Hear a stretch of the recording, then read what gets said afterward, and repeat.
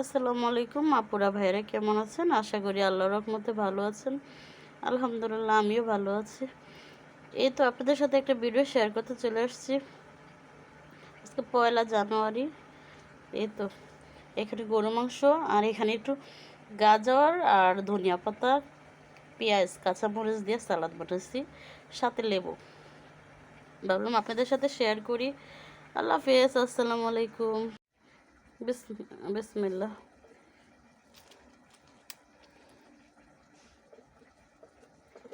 তো শসা নাই, ভাবলাম সালাদ বানাম কি দিয়া। অল্প একটু গাজর ছিল, গাজর কাঁচামরিচ দিয়ে বানাইছি। বিসমিল্লাহির রহমানির রহিম। ঠিক।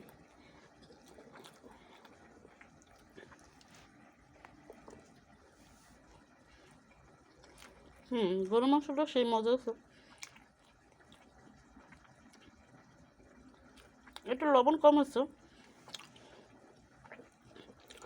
এটা ব্যাপার না। আল্লাহ হাফেজ, আসসালামু আলাইকুম।